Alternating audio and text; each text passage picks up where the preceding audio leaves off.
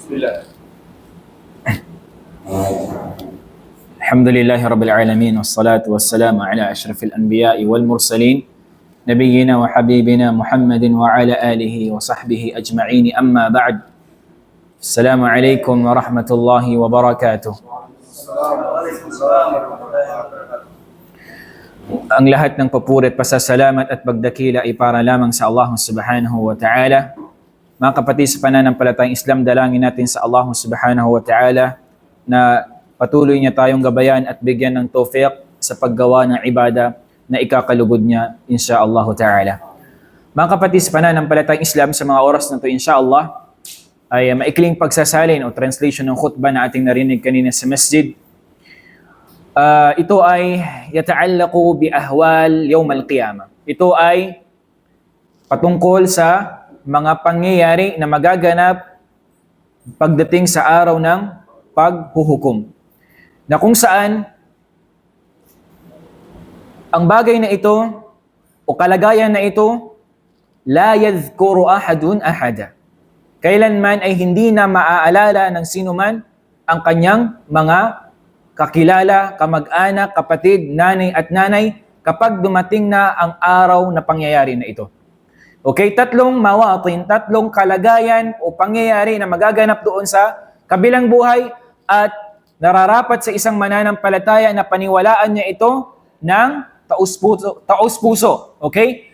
Tunay na sino mang mag-ingkar, sino mang hindi niya paniwalaan ang mga pangyayari na magaganap sa araw ng paghuhukom, tunay na siya ay hindi naging tunay na mananampalataya sa Allah subhanahu wa ta'ala.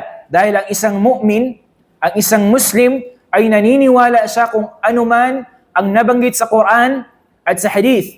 Sa sunnah ng Nabi sallallahu alaihi wasallam, kailangan niya itong paniwalaan. Okay? Kailangan niyang paniwalaan ang mga bagay na ito. Unang-una mga kapatid sa pananampalatayang Islam na mangyayari doon sa kabilang buhay ay ang tinatawag na al-mizan. Ano bang ibig sabihin ng mizan? Ito yung pagtitimbang o timbangan, pagtitimbang ng ating mga gawain doon sa araw ng paghukom. Ang isang mananampalataya, ang isang alipin na Allah subhanahu wa ta'ala ay titimbangin ang kanyang mga gawain, ang kanyang mga nagawang kabutihan at ang kanyang mga nagawang kasalanan. At maraming mga nabanggit sa hadith ng Propeta sallallahu alaihi wasallam ang mga bagay na kapag ginawa ng isang mananampalataya ay mas magiging matimbang iyon, ibig sabihin mas magiging mabigat iyon kaysa sa mga kanyang mga nagawang kasalanan sa Allah subhanahu wa ta'ala. Okay? Kung yun ay ginawa ng dalisay o taus-puso ng isang mananampalataya, ibig sabihin, hindi niya ginawa maliban na lang na makamtan niya ang rida, kaluguran ng Allah subhanahu wa ta'ala o kaya rahma, awa ng Allah subhanahu wa ta'ala. Mga kapatid sa pananampalatayang Islam, sinabi na Allah subhanahu wa ta'ala, وَمَنْ خَفَّتْ مَوَازِينُهُ فَأُولَٰئِكَ الَّذِينَ خَسِرُوا أَنفُسَهُمْ فِي جَهَنَّمْ خَالِدُونَ. Sinabi na Allah subhanahu wa ta'ala, وَمَنْ خَفَّتْ مَوَازِينُهُ. Sino man sabi niya, ang naging mas magaan ang kanilang mga timbangan ng kabutihan nila. Ibig sabihin, mas mabigat yung kanilang mga nagawang kasalanan dito sa mundong ibabaw na ito. فَأُولَٰئِكَ الَّذِينَ خَسِرُوا أَنفُسَهُمْ فِي جَهَنَّمَ خَالِدُونَ. Sabi na Allah subhanahu wa ta'ala, iyaong mga taong iyon na naging magaan ang kanilang timbangan sa kabutihan, فَأُولَٰئِكَ الَّذِينَ خَسِرُوا, sabi ng Allah. Sila yaong sabi niya ay mga taong khasiru, sila yaong mga nalugi at mga talunan. At ang pagkalugi doon sa araw ng paghuhukom, sa day of judgment, wala nang pag-asa pang makabawi. Dito sa mundo, kung ikaw man ay nalugi sa iyong mga business, sa anumang iyong pinagkakitaan, insyaAllah ta'ala, meron pang opportunity na bumawi. Pero doon sa kabilang buhay, Ida khusira, kapag nalugi na ang isang tao, ang isang alipin na Allah, kailanman hindi niya na kayang bumawi doon. Sabi ng Allah, khasiru anfusahum fi jahannam khalidun. At ano ang kanilang kahihinatnan? Ano ang kanilang magiging tahanan doon sa araw ng paghukom? Impyerno ng Allah. Hum khalidun. Sila ay magpasawalang hanggang maninirahan doon. Ang mga walang pananampalataya sa Allah subhanahu wa ta'ala, sila ay khalidun, mukhallad. Magpasawalang hanggang silang maninirahan doon sa impyerno ng Allah. Illa man kana fi qalbihi imanun billah. Maliban sa mga taong mayroong pananampalataya sa Allah. Na naniniwala sila sa Allah pero sila ay gumagawa ng kasamaan. Meron pa silang chance na makapasok ng paraiso na Allah. Pero pagbabayaran muna nila ang kanilang mga nagawang kasalanan. Biqadri ma fa'alu fid dunya.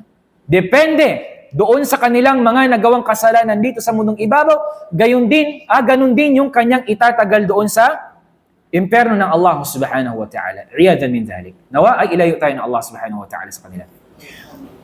Sabi pa ng Allah subhanahu wa ta'ala, wa hadhihi bushratun lil mu'minin. At ito ay napakagandang balita sa mga naniniwala sa Allah subhanahu wa ta'ala. Wa man khaffat mawazinuhu فأولئك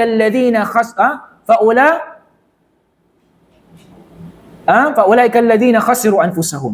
Okay? Ngunit sinabi rin Allah subhanahu wa ta'ala kung sino man sabi niya ang naging mabigat naman ang kanilang mga kabutihan sa timbangan doon sa kabilang buhay, فَمَنْ ثَقُلَتْ مَوَازِينُهُ فَأُولَئِكَ هُمُ الْمُفْلِحُونَ, sabi ng Allah. Sino man sabi niya ang naging mabigat yung kanilang timbangan ng kabutihan doon sa araw ng paghukom, فَأُولَئِكَ هُمُ الْمُفْلِحُونَ.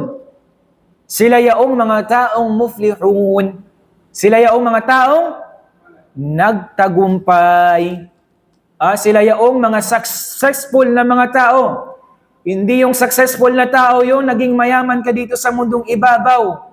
Nagkaroon ka ng mga ari-arian, ng kayamanan, ng mga magagarang sasakyan, 5 palapag ng iyong bahay o ano paman. Hada laysa fawzun azim. Walaysa haula bi muflihin. Hindi sila mga taong mga nagtagumpay. Hindi tunay na pagtatagumpay ay yaong makamtan mo dito sa mundo ang mga nais mong makamtan. Bagkus ang tunay na pagtatagumpay ay ang pagtatagumpay doon sa araw ng paghukom. Mga kapatid sa pananampalatayang Islam, sinabi pa ng Allah subhanahu wa ta'ala,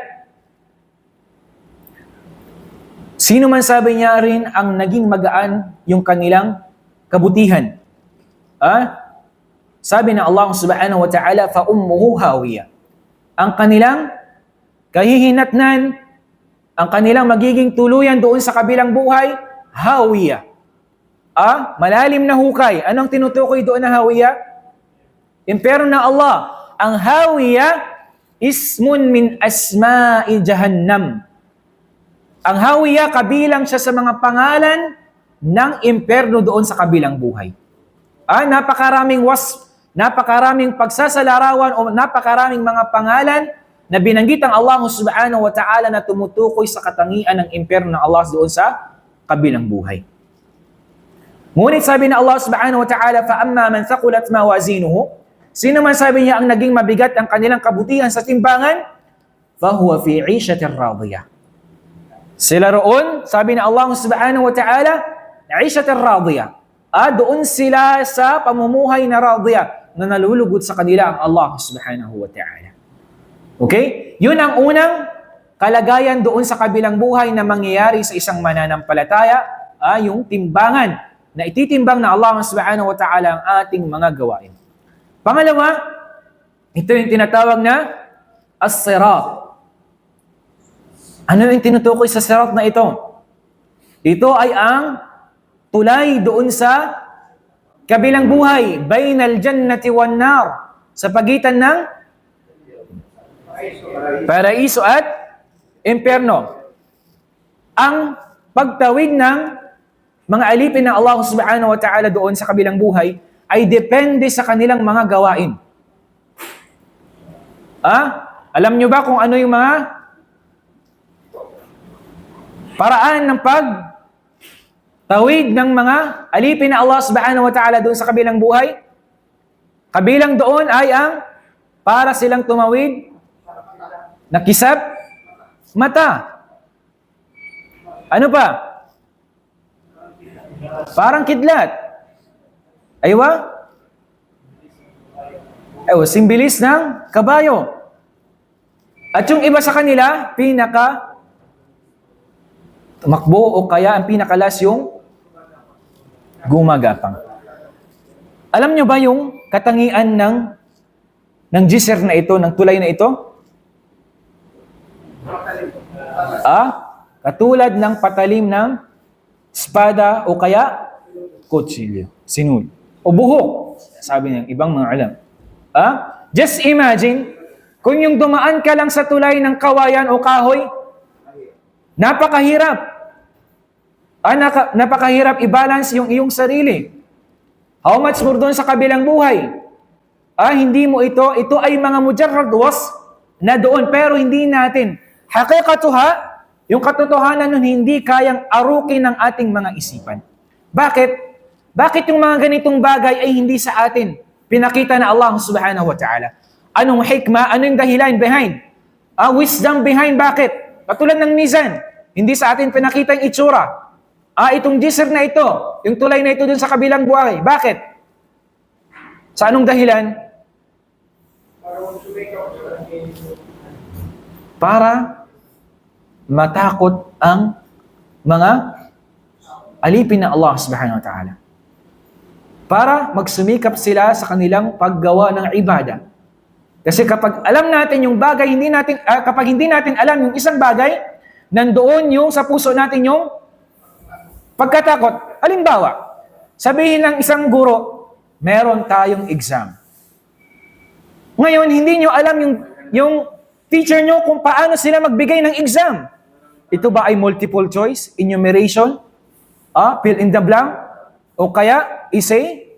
Hindi mo alam. Kahit anong gagawin mo, lahat ng paraan ng iyon na maaring lalabas sa exam, paghahandaan mo. Ganun din sa kabilang buhay.